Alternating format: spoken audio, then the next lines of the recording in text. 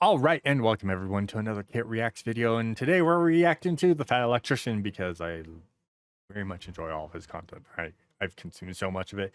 I've been trying not to watch some stuff or reacts. It's a little hard, just a little hard because I really like watching all of his stuff. But I figured doing reacts to him, might as well when he puts out a new video or something, react to it then, or not react to it, not watch it and react to it when I get the chance to. So this one's been out for a little bit, and I've been meaning to react to this one. Just because I kind of gotten the hint from watching the Unsub podcast about this. But yeah, we're going to be reacting today to the Fat Electrician, the Watermelon War, America's stupidest international incident. Oh, and I'm going to take a quote from Nick from the Fat Electrician that he stated during the Unsub episode. They didn't really go super into details about this, but pretty much it's some shit that him and the gang would get into. So I expect this to be dumb, informative, and overall I'm more worried about this. So before we get into the video, if you're enjoying this type of content, consider liking, of course, subscribe, comment, also other things to react to and stuff that you want to know about, or things you just learned from this video specifically, and how dumb I really am. Because I don't know a lot of history. Actually, I know a lot more history, but it's not history that I should. It's not American history; it's other history. Anyways, I'm going on a rant. Let's get into this. Let's check out the Fat Electrician, the Watermelon War. All right, fair warning. This one's gonna get weird.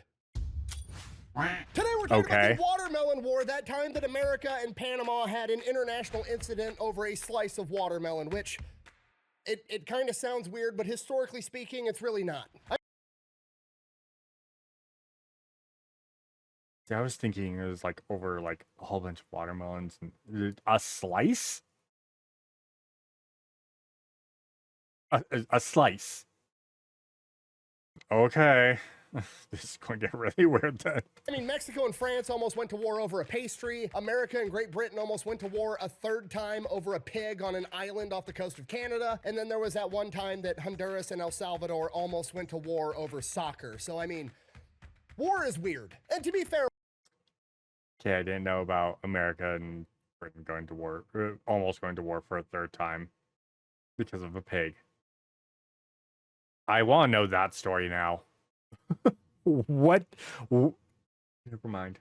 While it is called the Watermelon War, it was more of a riot, but it's kind of called the war because it had such a historical impact on the world. It's crazy. Basically what happened was a drunk American got in a fight with a Panamanian street vendor over a single slice of watermelon, not even a whole watermelon, just one slice of watermelon, and that created a ripple effect through time that resulted with America creating the Panama Canal. Okay, I'm gonna say that a little bit slower if you're not picking up what I'm putting down. A drunk American got in an altercation over a slice of watermelon with a Panamanian street vendor, and then it resulted in America cutting the entire continent in half. And I'm gonna explain everything right after a word from our sponsor.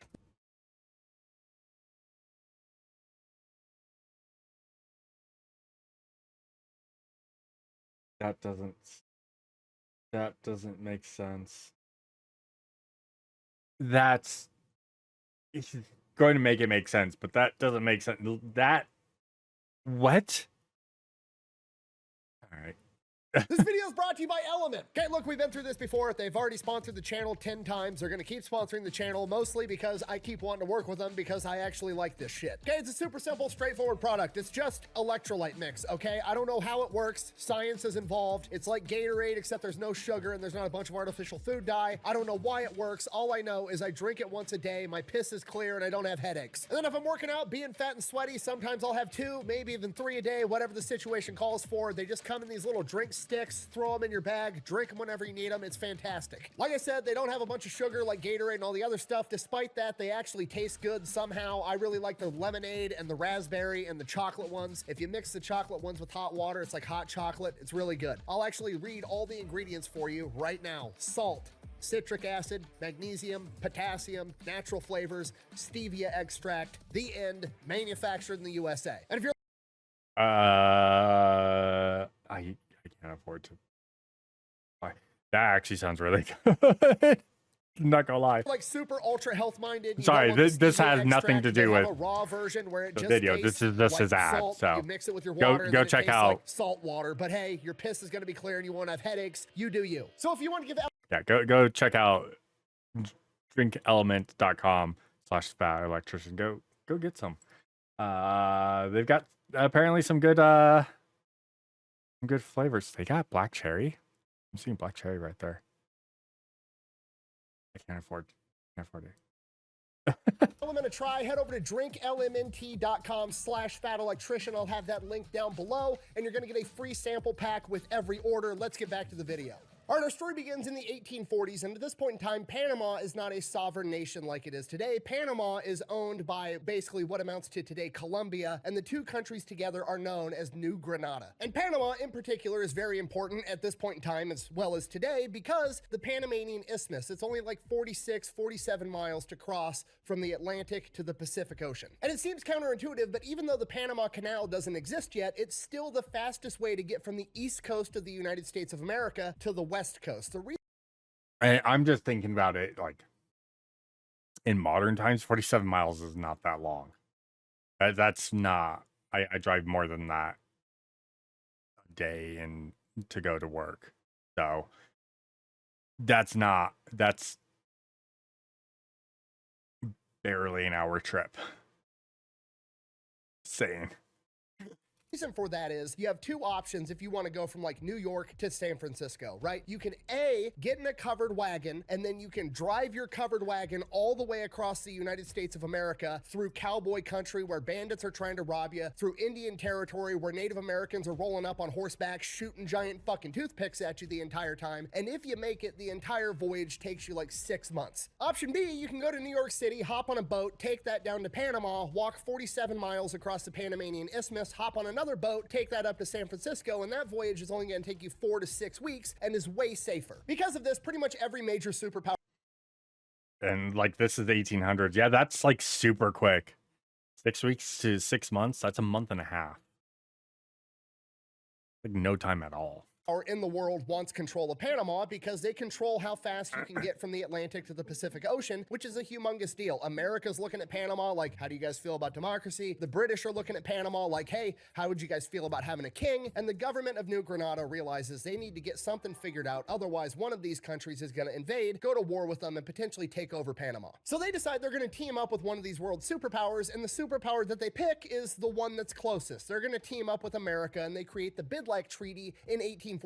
And what the Bidlack Treaty essentially says is, okay, Panama is its own sovereign nation. We're going to allow you to have your military here. We're going to allow you to transport things across the Panamanian Isthmus. In exchange for us letting you do that for free, you're going to guarantee that Panama remains sovereign. You're not going to invade us. And if anybody else tries to invade us, you're going to come back us up. That's the Bidlack Treaty in a nutshell. Okay. Yeah, that seems fair. Hey, we're not going to charge you anything to do this. You just have to make sure you protect us from invaders. That's actually a pretty decent treaty. Fair to say that's a very fair treaty. I respect it. Yeah. And America takes that deal because America's getting everything they want. They don't actually want to own Panama. They just want to be able to transport their shit from left to right, from the Atlantic to the Pacific. Damn good deal. And for a while, it works great. People that want to migrate from the East Coast to the West Coast do it through Panama, and then the main reason they end up using this entire thing is so that they can transport mail. So the U.S. mail that's going from New York to San Francisco actually travels down to Panama. The Postal Service throws it on a donkey, throws it in a canoe, takes it across the Panamanian Isthmus, loads it on another boat, takes it up to the West Coast. But then somebody in California strikes gold, and suddenly the California gold rush starts, and the traffic going through the Panama. Yeah, that makes sense. 1846. This is like right before the gold rush. This is Sorry, I'm coughing a lot lately. That's not good. This is very much during the Oregon Trail time period. So this is when you would go. People were traveling to the West Coast. They were going to Oregon, what would be Washington, eventually California. Um, set up set up over there to start building over on the west side, and this was during our westward expansion. That makes sense, and yeah, it makes a lot more sense. Don't don't really feel like getting shot today by a random bandit trying to steal my shit while I'm traveling from the east coast to the west coast. So yeah, traveling by boat, that makes a lot more sense. So, and then yeah, of course, obviously, the gold rush happens. That's Panamanian Isthmus to get up to California.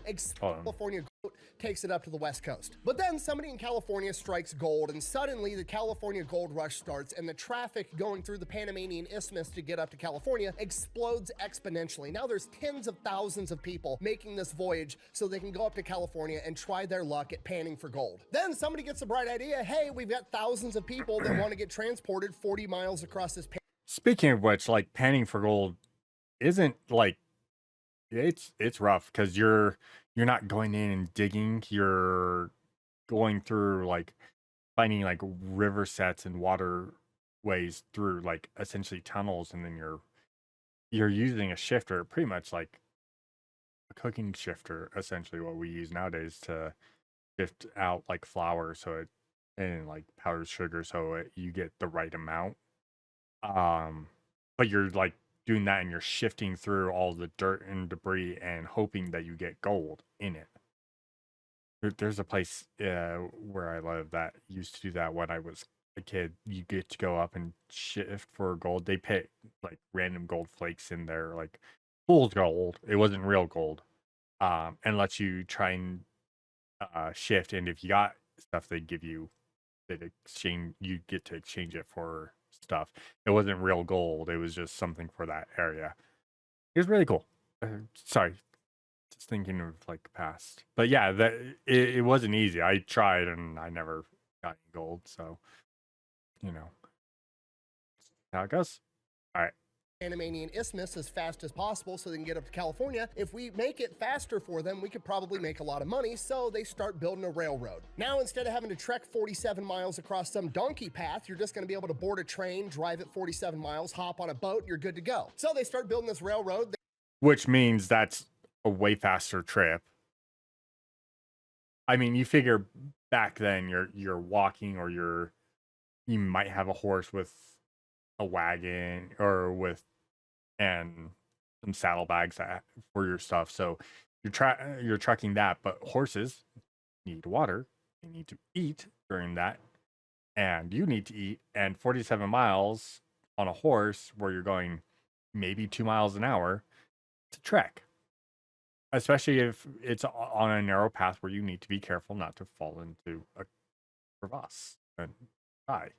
You know, I wonder how many people were like, blah blah, I can make it, and deja vu, horse drifting, fell off the cliff side and died. I would like to know that statistic.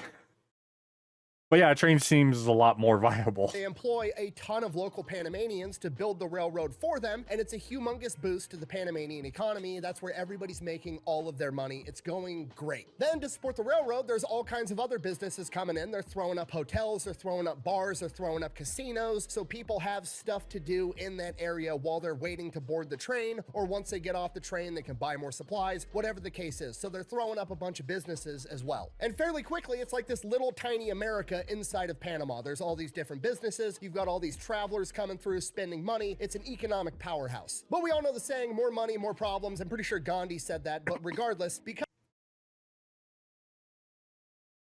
God damn it, Nick. of all this new money coming in, people and organized crime come in to take advantage of it, and there's a bunch of Panamanian bandits that are robbing people and disrupting the construction of this new railroad. What? No way. You do something to bring in more money, and then corrupt people start taking advantage, and then people who want to steal resources start attempting to steal resources. I would have never thought. Sorry. So that pisses off the railroad company. So the railroad company hires a guy to solve the problem, a guy by the name of Randolph Runnels, who was a Texas Ranger up until this point. Just for the record, everybody thinks a Texas Ranger is like some weird state of Texas version of like the FBI, which today it kind of is. But back in the day, the Texas Rangers were basically Green Berets. These were special forces dudes that were going out into the wilderness and fighting off Native American tribes using guerrilla warfare tactics. These were not the guys that you wanted to fuck with back in the day. Oh, jeez. Wrong place to dog wade, boy. That's right, old man. Watch those fancy shoes.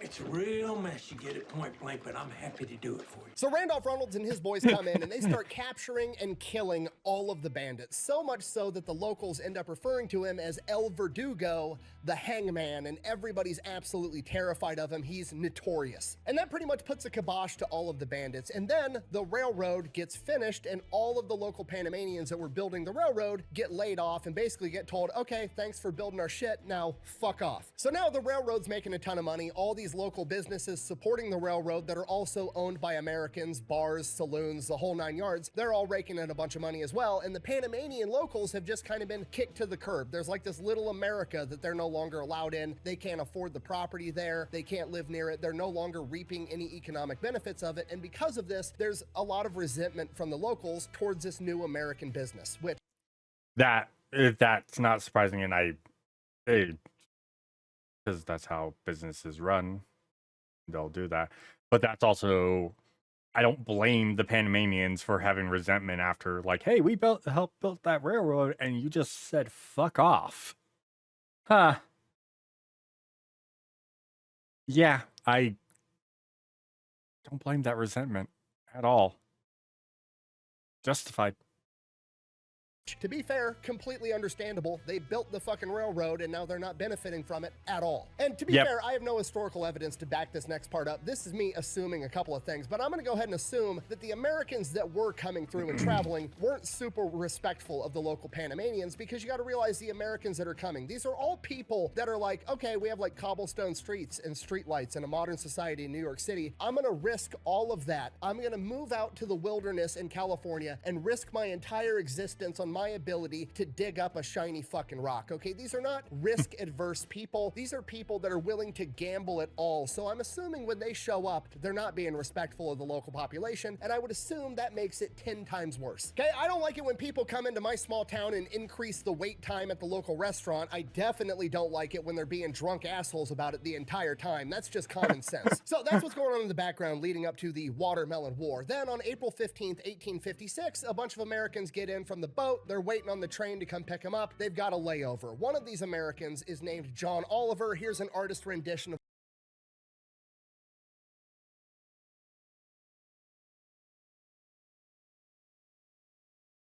Really? Hi, Brandon. We found your great ancestor. what I believe he looked like. And John Oliver, like most Americans, determines, okay, I got to sit here for a couple of hours waiting on this train to come pick me up. I'm going to the bar so I can get hammered. So him and his boys go out to the bar. They start drinking. They get absolutely obliterated. And it just turns into the movie The Hangover. They start bar hopping from bar to bar. And this feels like the gang. Brandon being the... Eli's really the leader, but Eli's also likes to go to bed at a decent time. But no, it definitely sounds like the gang. Oh, we're just going to drink. Now we're going to drink some more. And we're going to keep drinking. as they keep hopping from bar to bar, they keep getting further and further away from the train station. And the further away from the train station you go, the more and more it starts to look less like America and more like Panama. We don't have no beer, just tequila. What's tequila? Yeah, it's like beer. If it's like beer, we'll have some. 3 tequilas.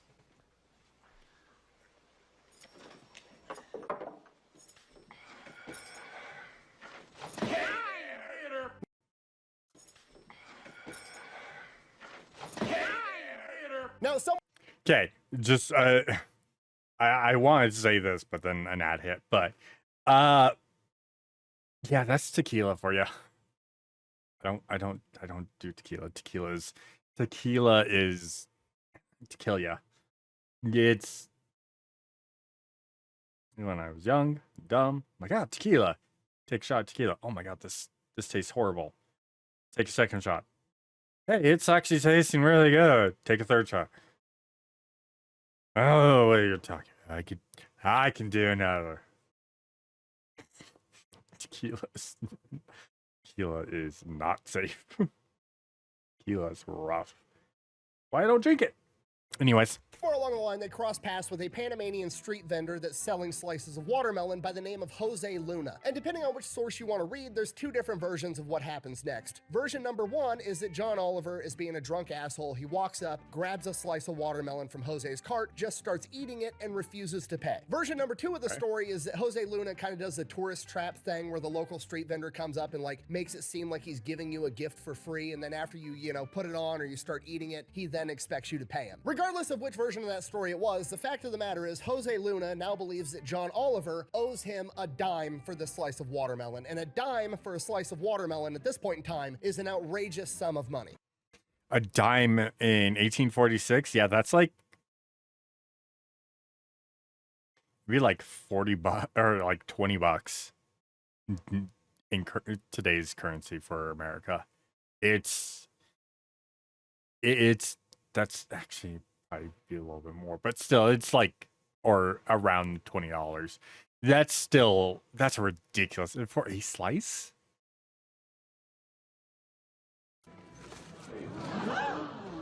There it is! It's beautiful! Take your hat off, boy, that's a dollar bill! So they get into an altercation over this watermelon, they're arguing back and forth, and finally one of John Oliver's buddies, whose name has been lost to time, but here's an artist rendition of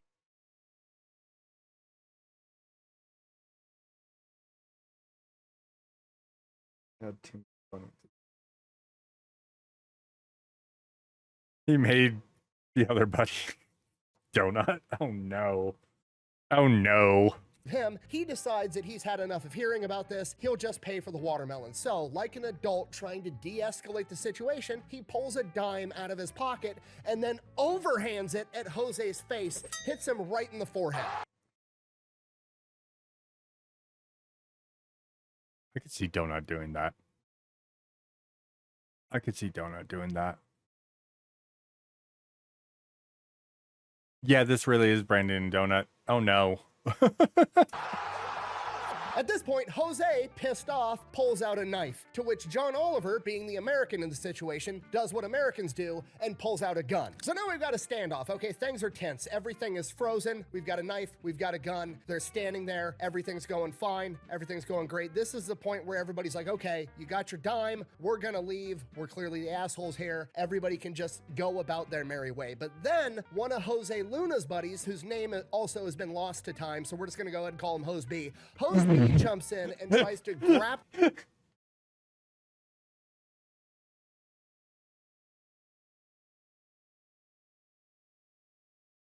Oh, that's such a bad.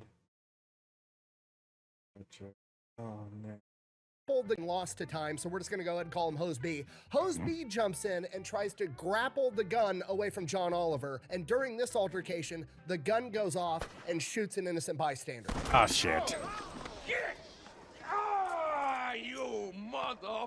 And that's it. It's done. This is the match that lit the powder keg. We've got like a decade of racial tension. Training Day is such a good movie. And the Americans, and an American, whether he did it intentionally or not, just shot a Panamanian. And within a minute, the entire thing just devolves into a massive riot. Panamanians are coming out of everywhere with clubs and rocks and sticks and knives and machetes and whatever else they have, and just start beating the shit out of the Americans. And the riot just keeps growing and growing and growing. And eventually, they're in the American part of town. They're looting and destroying all of the American businesses, the bars, the hotels, all of it. They're destroying and stealing absolutely everything. The Americans don't know what to do, so they all fall back to the train station. They barricade themselves inside, and they're sending out telegrams asking for help, and those get cut short because the Panamanians start ripping down the telegram lines. They rip up one of these phone poles and start using it as a battering ram, trying to get inside the train station. They're gonna kill absolutely everybody. So, yeah, I'm just going to state it. Kind of justified. Listen, gun went off. Someone died by accident. They have that group has the right to do that, especially with, you know, the Americans being an asshole at that point. So yeah, you know, they tried, but they also failed. No one rolled really high on their charisma roll to de-escalate that situation. Let's be honest. Then the Panamanian cops show up. The Panamanian cops are kind of like this middle ground of like, they're Panamanian. They're probably also very frustrated with America being drunk assholes inside their country all the time, but also they're working for the city. The city understands that that's bringing in a ton of money. So they kind of have a vested interest in just squashing the entire riot. They're not really gunning for the Americans like everybody else. Yet, as the Panamanian police are trying to break I don't like that yet. Just saying. up this riot, one of the Americans from inside the train station shoots out the window and shoots one of the Panamanian cops, at which point the Panamanian cops are like, oh, hell no. oh, hell no. So now the cops are on Team Riot, and just as it's starting to look like they're gonna break into this train station and it's gonna be a massacre, a train pulls up. Okay, it wasn't there. Don't know exactly what went down, but in my head, I imagine this train slowly rolling up and coming to a stop, and before the doors open, the whole mob has just like stopped, and they're now looking at this train like Americans just showed up. We're gonna beat their fucking ass. And then the train doors open, and out walks El Verdugo. Fucking Randolph Reynolds and all of his Texas Ranger buddies walk out with guns, aim them at the mob, and Randolph Reynolds says, drop your weapons. At which point, the Panamanians drop their machetes, their sticks, their rocks, their clubs, whatever they got, and they just fucking run. They're already scared shitless of this guy. He's a living, notorious legend. They take off. The riot is over. The smoke clears, 18 Americans have been killed, 2 Panamanians have been killed, a bunch of American businesses are destroyed, they were ripping up the railroad tracks, they ripped down all the telegram lines, it's a complete disaster. But it's not over yet because the American government hears about what happened and they have the typical American government knee-jerk reaction and they send in the Marine Corps. Yes! Oh, jeez. The Marines land in Panama 3 days after the watermelon riot, which is outrageously fast considering how long it takes for any communication in the 1840s. So the Marine Corps gets there, nothing really happens, they never fire a shot, basically the entire thing is over by this point in time. However, now the government of New Granada is pissed off that America just sent its military into their country. Like, that's an act of war, this is kind of a big deal. So the government of New Granada is like, you can't have your military in our country, to which America pulls the Uno reverse card and they're like, actually we can. We've got the Treaty of Bidlack that says we can have our military here to secure our own affairs, which is exactly what we're doing. To which the government of New Granada is kind of like, shit, they got a point. Okay. I was gonna say, yeah. You signed the treaty that says they can do this. Sucks to suck, nerd. Fine. The military can be here, do whatever you gotta do, and then get out. America, in typical American fashion, then doubles down and is like, by the way, whether it's our fault or not, whether we started this fight over a slice of watermelon, you guys destroyed a bunch of our stuff, the New Granada government is gonna pay for it. They fold, they agree to pay America $400,000, which Holy is a ridiculous amount of money at this point in time as a settlement between the two. 400. That's. Yeah, that's a few $1 million minimum, probably closer to tens of millions. Holy cow. Okay. And then America triples down and uses this as an excuse to create American military bases on the islands right off the coast of Panama. Sorry. Had to deal with that. Military bases right off the coast of Panama, and they have the diplomatic justification to be able to use their military anytime anything is going on the Panamanian Isthmus that they don't like, which they end up using and deploying the Marines like 15 more times over the course of the next 5 decades. So now we're in the early 1900s, 1903. Okay. America's got a president by the name of Teddy Roosevelt. Oh. Here I come. Oh, here I come. And Teddy Roosevelt decides he wants to build the Panama Canal. He wants to be able to drive his boats right through Panama to go from the Atlantic to the Pacific and vice versa, and that's what he wants. So he goes to the Colombian government. The New Granada government has been renamed to the Colombian government somewhere within the past 50 years. It's the Colombian government now. Doesn't matter. So Okay. he goes to the Colombian government and asks for a treaty so he can build the Panama Canal, and the Colombian government refuses. Oh. Oh, No. no. Which is a bold strategy considering Because this is Teddy Roosevelt. Teddy Roosevelt didn't fuck around. Let's just put it that way. that Teddy Roosevelt's most famous quote is, "Speak softly, but carry a big stick," which is literally a reference to you should always use diplomacy first, and if diplomacy doesn't work, you should use force. And at this point in time, Yeah, that's Teddy for you. That's Teddy for you. a lot of the Panamanians were really upset with the Colombian government because Greater Colombia kind of treats Panama like a backwater. They're not investing in infrastructure. They're not really treating them as an equal part of the country. So there was a lot of resentment built up there. So Teddy Roosevelt goes in and is like, basically, hey, look, if you guys have a revolution, America's gonna back you, which is kind of the nudge they needed. So they start a revolution trying to get their own independence from Colombia, and Teddy Roosevelt sends the American Navy and gunships to block Colombia from sending any reinforcements.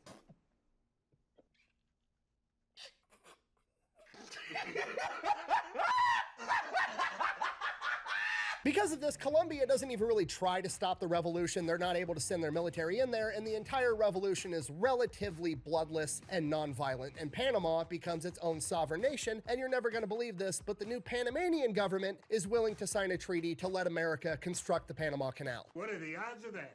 What are the odds of that? And there you have it. That is the story of how some dude found gold in California, which led to an American getting drunk in Panama, getting in a fight over a slice of watermelon, which led to Teddy Roosevelt cutting an entire continent in half. The more you know, I guess. Thanks for watching. Best way to support the channel is go buy some merch, maybe pick up some Echelon Energy, go check out Pepperbox. Links for all of those are over at thefatelectrician.com. Quack bang, out.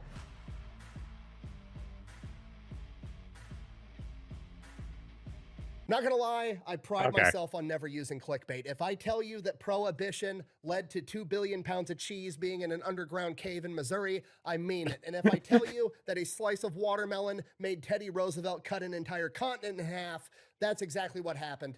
See you later. Fat Electrician, he's so knowledgeable about stuff, and it's a nice thing. It's nice to have someone who's willing to go through and dig through the trenches of like history and kind of bring up everything and be like, this is how this goes, and being very impartial to it. Like he even made it like America might have been the aggressors during the watermelon war, you know. Might have been. Just probably were, let's be honest. But he's always very thorough about it, and I'm not gonna say speaks eloquently, because he does not speak eloquently. He swears a lot, and I actually laugh at that because it gives some good comedy breaks to something that is dramatic. So he does a really good job. Really good job. I don't know where my brain was going. And I've always enjoyed his stuff, so definitely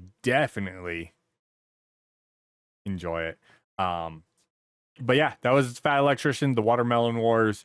Obviously, link will be in the description. Everything at the start of the video, as always. And thanks everyone for checking out this one. I will see you all in the next one. And of course, until next time, take care.